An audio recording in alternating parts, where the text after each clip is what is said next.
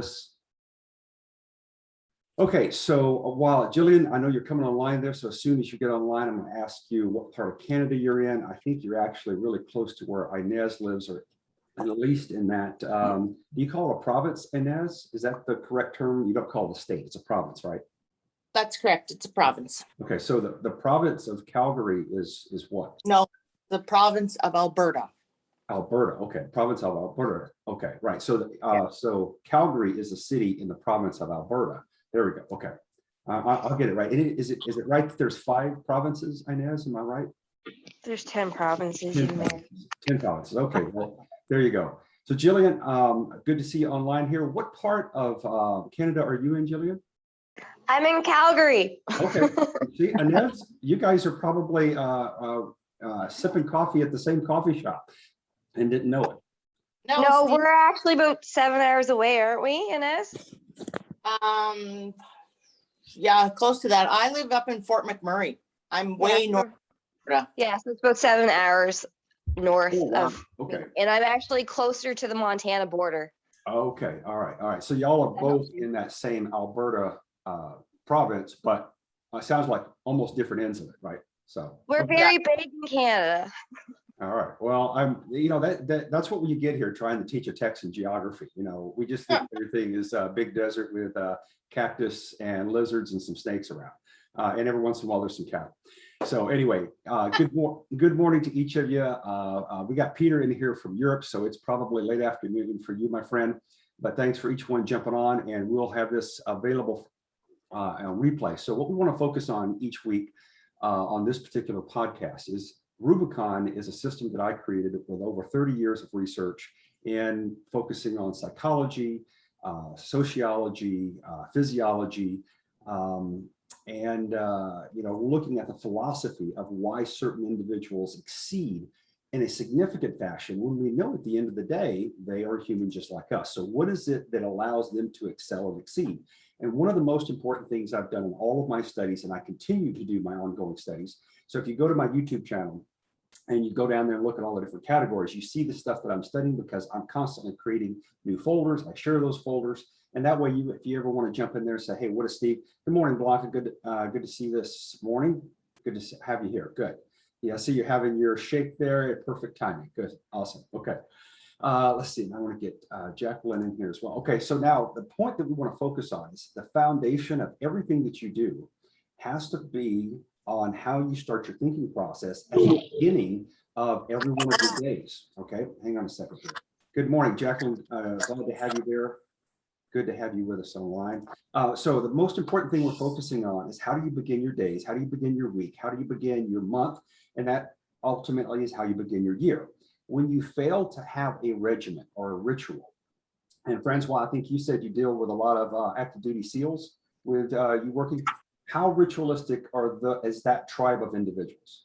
Amazingly ritualistic. It's like the pro golfers, Tiger Woods is the example. He won a tournament with black pants, red shirts. He's going to wear that every time. I'm pretty sure they all do the same breakfast when it worked well. It's patterns that are repeated. Yes. Very much. There's the right word. It's patterns. Okay. So what we find is the people that perform at the best level, they all leave patterns. And I remember Tony Robbins teaching this a long time ago, decades ago. What does he say all the time? Success leaves what? Clues. It leaves clues. What are those clues? When people go, what is the clue? Is it that they eat Cocoa Puffs in the morning? No, that's not the point. It may be about their diet, but the bigger point is, what is their rituals? What are the regimented practices and patterns that you see high performers every single day, every single week, every single month, and every single year? Because when they're performing at their level, and you're going, well, wait a second, that guy is human just like me, or she's human just like me. You have to sleep 6, 7, 8 hours. You have to stop and eat. All those things are static, identical. But what are the other things that those individuals do to get multiples, 2x, 3x, and 10x more performance? So what we're going to do is focus on one of the things that you've heard me talk about before, and that is how to get 30% more of every activity, of every meeting, of every business environment you do. And the number one thing you can get a 30% bump in your performance is by beginning with what? Gratitude. Gratitude. That's exactly right. So it's Sean Acor, Harvard PhD, went through the whole thing, created the happiness factor, wrote the book about it, and I've continued to practice that. And I'll show you something that I found that connects with Joe Dispenza that's also really excellent, but it all has to do with gratefulness. So here's what we'll do. We'll start off here real quick. So I'm going to give everyone a chance just to share with me something that you are grateful for that's happened in the last 24 hours. Jump in here.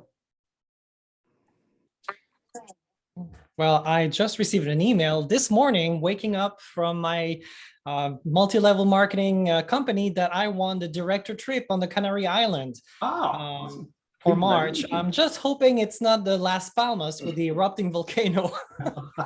Well, good. That's a good thing. That's a good thing to be grateful for, friends. Well, Oh my God, yes. It's the 5-star right hotel. Excellent. What a way to wake up to find out that you won a trip. All right, somebody else, tell me something that you're grateful for that's happened in your life in the last 24 hours.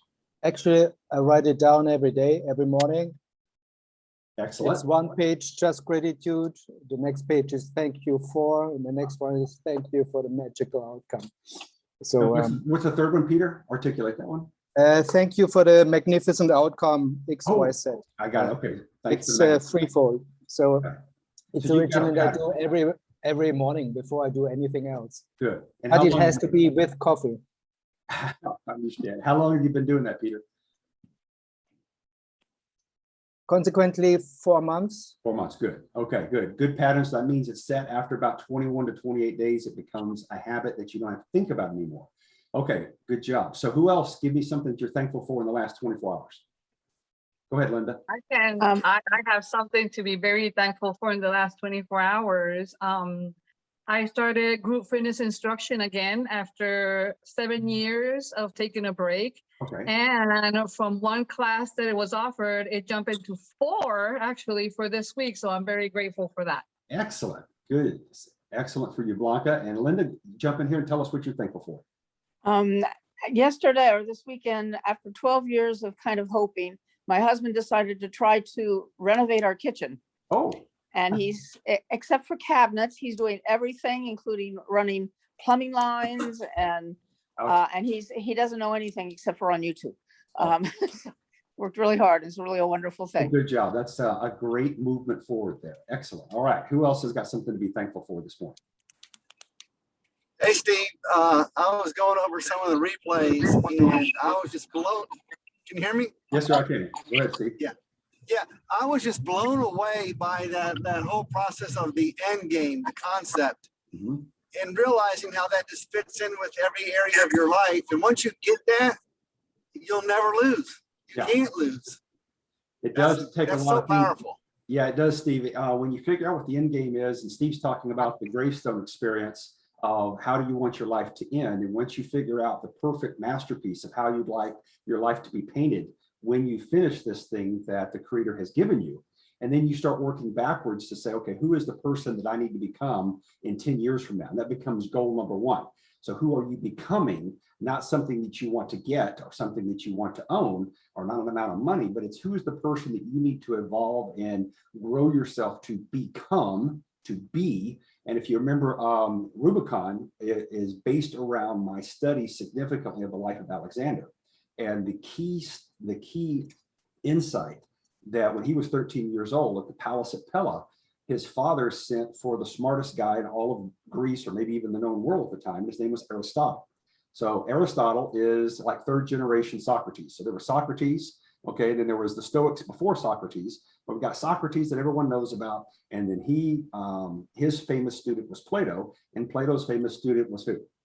Aristotle, okay? So Aristotle's at Athens. King Philip II from Macedonia sits down, says, hey, smartest guy, come up here. I'm the king, you come teach my son. He already taught Alexander for 1 year while he was 13 years old. And the most important thing, does anybody remember, if you've read my manual, what was the most important thing that Aristotle drilled into the mind of Alexander every single day? Be as you wish to seem. Be as you wish to seem. And if you think about that for a second, that's the thing that he was teaching him every single morning. Alexander, be as you wish to seem.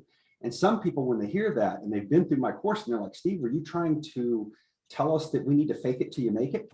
And I don't know, that's not what I'm trying to say, because that's a negative connotation. That's saying to be inauthentic, okay? To put on an air. There's too many people around the world that that's how they live their entire life, is because they are a fake, and they don't even know that they're a fake because they're unaware. Here's the correct way to look at it.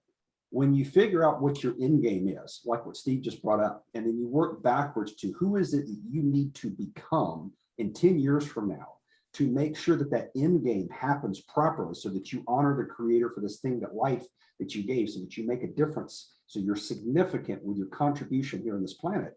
When you understand what that end game is and you come back and figure out who you need to become, then what you start doing is practicing and rehearsing every day for that role of who you are becoming in 10 years from now. Does everybody follow the difference? Okay. One is trying to fake and be inauthentic. The other one is authentically practicing and rehearsing to become that person that you have decided you need to become to get to your end game. Does everybody see the difference there? Yeah. Okay. So Francois, I'm going to jump back to you again, because I know you hang out with these SEALs and you help them with their physical training and everything. But I remember when you and I were going through your interview, you were telling me about how it was impressive, how as you spoke with these individuals that were extreme performers, what did you find in their mental capacity? What did you find that just stood out? I mean, it goes through all their training at Buds, which is in California, San Diego, the 30 days of intense, make it or break it. That's the philosophy, to make sure that they have not only the physical prowess to achieve, but also the mental endurance, capacity, camaraderie. They work as a team. Sure. If two of them is missing out of their 30, they're dysfunctional. So, yes. They are accountable to be who they are. They're also accountable to each other. So it is really a double, how do you say that, process, which, it makes them super Capable. Yeah. And because at the same time, when you want to say that they're superhuman, I kind of felt that's where your word was getting ready to go. You see them accomplishing superhuman feats, but when you break down what is it they do and how they're able to do it, they have all these small routines and rituals and regiments, and accountability is one of those other things, that they're accountable to their brothers and sisters inside of the SEAL, inside the Navy environment. And, very similar, as you guys have seen, I have a very similar thing that was built into me, because when my dad came back from Vietnam, he had a 1-year-old sitting on the doorstep, didn't know what to do with me. So I went to boot camp under, under the corporal. Okay.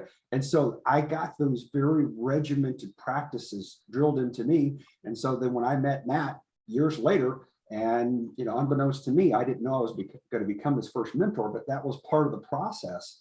Is when he said, okay, Steve, I like your performance. What is it that I need to do? And we had that really intense time where we sit there from his question authentically. Is how do I become this person that you're performing at, Steve?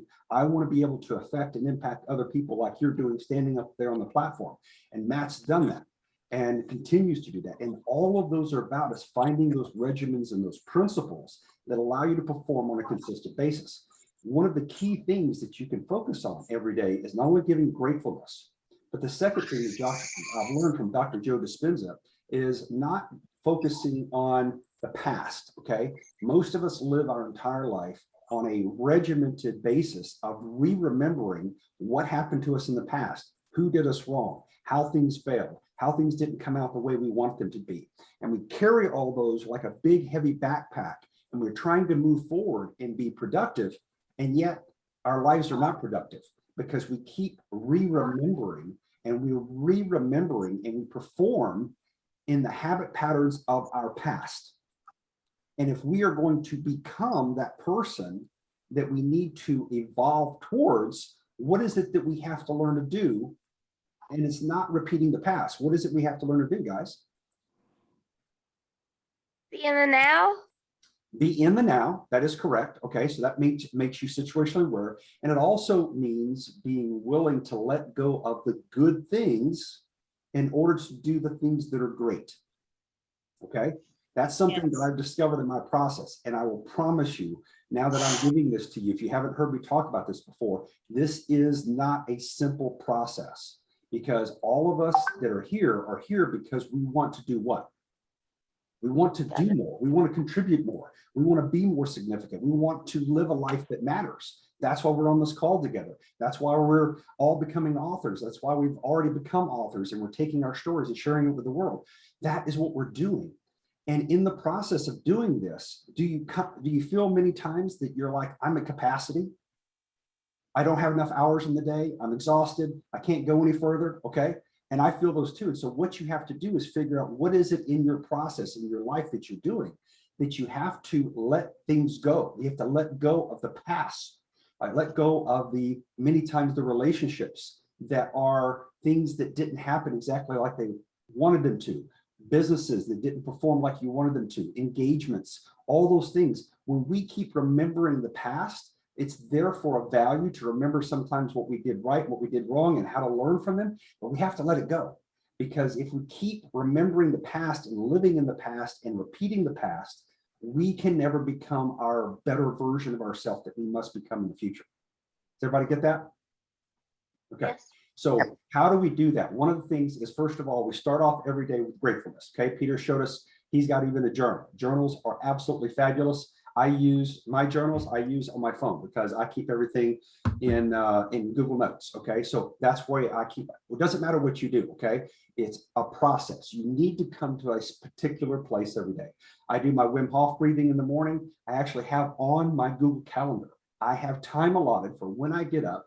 And the first thing I do is PTO, prepping the objective. Okay. And I got some of you know the history of this. I learned that particular term. It stuck with me. I loved it. I learned it from a top sergeant in the Army by the name of Cisneros. And he gave me that idea. And as he explained that every time before they went out to move high value targets in and out of the green zone from Baghdad International, that they all met together and they prepped the objective in their mind. What is it we're doing? How are we going to do it? What are the steps? Who's responsible for roles and responsibilities? There's your accountability, Francois. And so everybody knew exactly what to do, how to do it, what happens if something goes wrong. All those things were done. So what happens? Prepping the objective is, how do you want to say it? It complements the idea of what Rubicon is about. The ethos of Rubicon is a Latin phrase, AMNAT CURIAM VICTORIAM.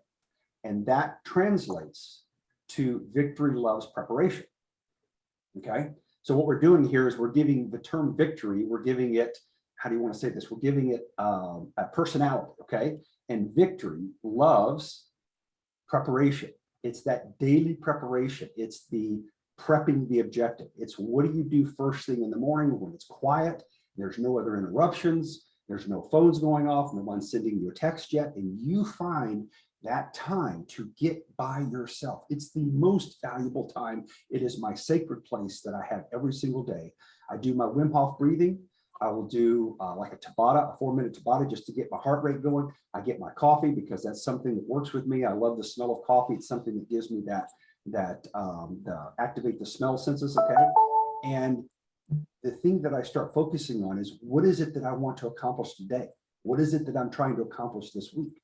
And the question that you start asking yourself when you're doing your prep in the morning is going to help you focus this mind, okay?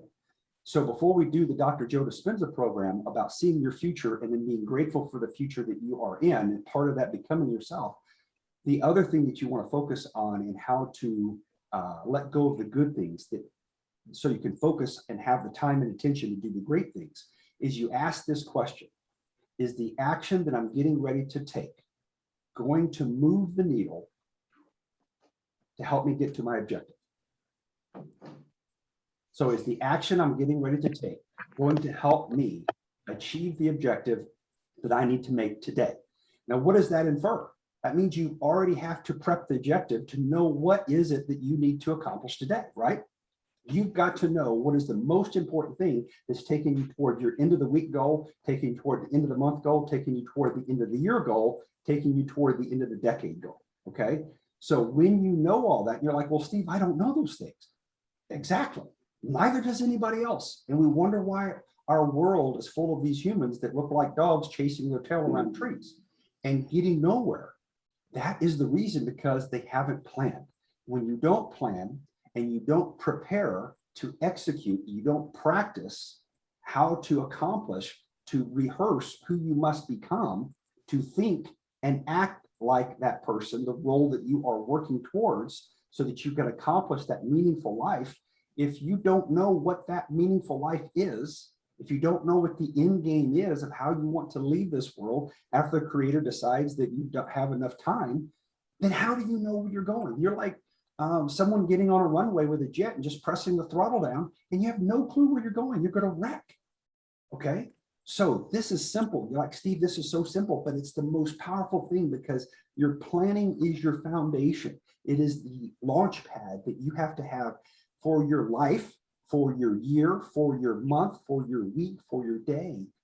And if you plan and you prepare and you practice, you rehearse becoming that person, stepping in. I know Matt has done this teaching. You probably heard if you've gone through some of his trainings before. You're stepping into that role of the person. There's another guy, I can't remember his name, but he teaches a system called the alter ego. And it is the reason why I wear this dog tag every day, because this tag for me says not dead, can't quit. And this was put together by a former active duty Navy SEAL that's now passed, Matt Makowitz. You might have seen him on Future Weapons. Magnificent individual. I put this on every day. It is my ritual because NDCQ means not dead, can't quit. Okay. So the only way you're going to stop me from getting to my meaningful life, okay, is you're going to have to kill me. That's it. Because if I'm not dead, I'm not quitting. And yesterday, if you saw my video of me going up the side of the mountain, I was on a pretty good angle on the trail, and then I found one that was just like this. And I turned the video on, and you got to be in one hand while I was crawling through the dirt, going up this hill, and the rock was loose. Why? Because that's the practice of physical putting yourself into challenges that help you think about what is it that's important to you? What is the ethos of your life? What is it that you want to accomplish to make a difference in this world? This is what helps me put on my alter ego, okay? So my Captain America, which is my favorite hero, okay, I like the Dark Knight as well, but he's a little more sinister. I like Captain America because I like his ideals. I like what he stands for. I like the fact that he will do whatever is necessary to protect the country and to do the right thing for the people, okay? And for that, he'll sacrifice anything, okay? So that when I'm putting this on, this is that idea that if you want to put in that version of yourself, that you are rehearsing a role. Because here's the deal, guys, okay? If you are not rehearsing a role that you want to choose to become, you are playing a role that someone else has given you. That's what, no one gets that. Does everybody understand that?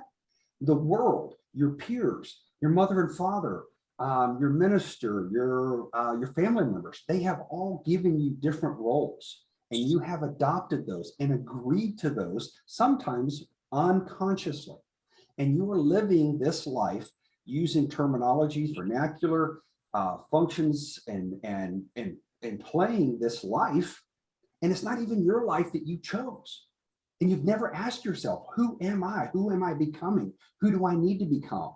And sometimes that might not be the same roles that other people have given you. They're a script, and guess what you might have to do?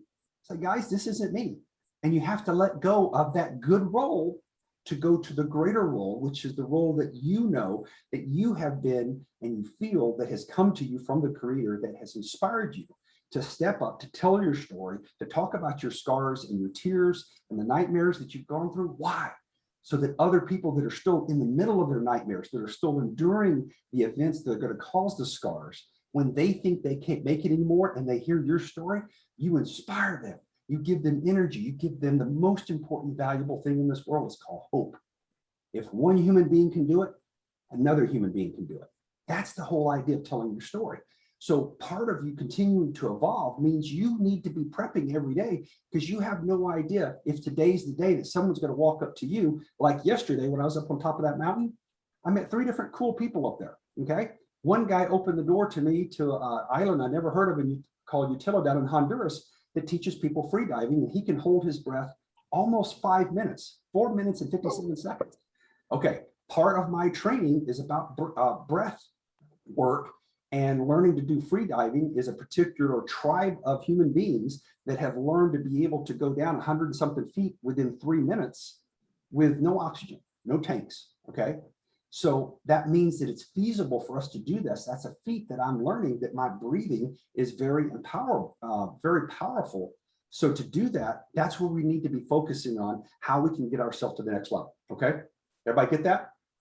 Okay. Yep. So the last thing we want to focus on today, and this is part of my ritual every day, and I actually have a playlist. I've shared it with you before, and if you want it again, it's on my YouTube channel. You can jump on there and you can see it's a morning PTO. PTO is prepping the objective again, okay? But one of the other things I do is I listen to a meditation with Dr. Joe Dispenza. And you know, everybody goes, well, Steve, how long are you doing this morning preparation? It takes 45 minutes to an hour every day. And if you look at the top people, those individuals that are spending their time, they call it different things, okay? Robin Sharma has a term for it.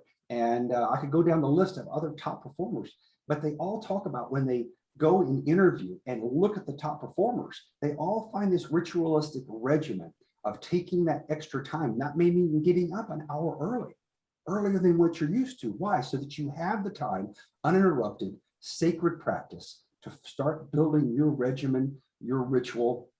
And one of the things that I love from Dr. Joe Dispenza is he focuses, like you were correct, Jillian, is helping individuals, just like Eckhart Tolle talks about being in the now, being in the moment. Absolutely correct. When you're here, you're not living in the past, okay, because you've let go of that. That's the thing that holds us back.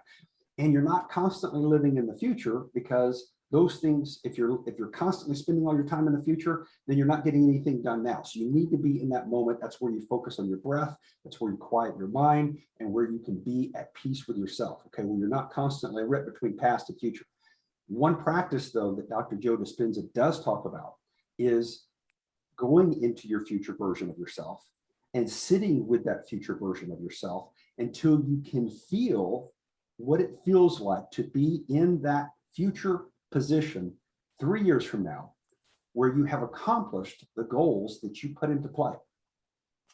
And feeling, rehearsing, what does it feel like to walk around in the future version of myself? Is there something that I can smell? Is it the coffee? Is it a tea? Is it a croissant? Or maybe you're having dinner with friends. What is the sounds that you hear? You want to immerse yourself in that environment, because your imagination, when it is activated, this is called visual motor rehearsal, okay? NASA proved it back in the 60s. Dr. Dennis Waitley picked it up and used it with our Olympic athletes, and now all of our special forces, anybody that is the top level performer that has to make the shot count, they all focus visual motor rehearsal, VMR. Okay, that's part of what Dr. Joe Dispenza is talking about right here, is focusing on that future version of yourself and noticing all the five senses as much as you can. What does it feel like? Do you feel someone shaking your hand, or is someone putting their arm around you, okay, and saying thanks because you made the difference in my life? Is it smelling a particular type of food, or hearing a particular atmosphere? Or what does the temperature feel like? And when you put yourself there and you start looking for all of these five senses, your mind, your imagination cannot distinguish between whether that is reality or this is reality. How cool is that? And so when you put yourself in that future position and you learn to feel all that, and you stay there until you feel yourself living in that future version of yourself, thinking like, how would that version of myself think about the current problem or challenge that I'm having in my life right now? What if I was 3 years from now and I'd accomplished this, this, and this, and this, and I had this and this level of money and this level of contacts, and I had gained these and this skill level? How would I function and deal with my current version of my challenge? You are getting ready to be surprised when you practice that. You're going to see all kinds of things open up, because that's how the best do it. They use their future alter ego to deal with their current level of challenges, because Einstein said, if we're still using our current thinking to deal with our current set of problems, we're not going to fix it, because it's our current thinking that got us jammed. Okay, so we have to go to our future version of ourselves. When you create that version, you also take time to sit with that version and do something very important. And what is that? Be grateful for your future version. And you're like, Steve, why is that such an important little extra nuance that I discovered from Dr. Joe Dispenza? The nuance is gratefulness is an act of gratefulness or appreciation for something that has already done what? Occurred. It's already happened. So when you go to your future version and you are grateful for your future version, you're grateful for the environment, you're grateful for how you are feeling and how you're living and how you are able to make a meaningful difference, You are being grateful and appreciative for what has already occurred. So it's like taking everything that you just did, everything we just showed you how to do with VMR, and adding rockets to it. Okay, that level of gratefulness for being grateful and sitting there and say, wow, it is amazing for me to be able to feel and act and make a difference in people's lives at this level and be there and live it. Okay, when you start training your body to feel your future version of yourself, you are creating a magnet of your future that is drawing you into it. Is everybody with me? Okay, is that valuable? Yes. Okay, Yes. this is something that you can practice today before you start the rest of your day, and then do this for me between now and next Monday. Practice that version every day. Tell me what you think about it. How do you teach yourself how to live your future version? Okay, how do you teach yourself to rehearse who you are becoming? This is what Aristotle taught Alexander, and he became one of our most famous people that's ever lived in our world. Okay, liberating so many people. How can you become that same thing? Because you are human, just like Alexander.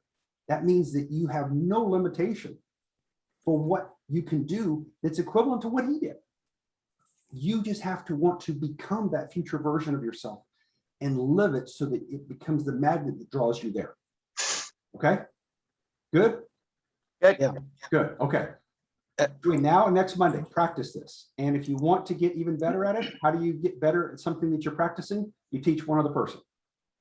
Teach one other person what I just taught you, what you're practicing for the next couple of days, and see how good you know the subject matter by teaching someone else, okay? And I will see you next Monday at the same time, same place. Thank you all for hanging out. Have a wonderful week. And remember, victory loves preparation. See y'all. Thank you, Steve. Thanks. Thanks, Bye-bye. Steve. Thank you.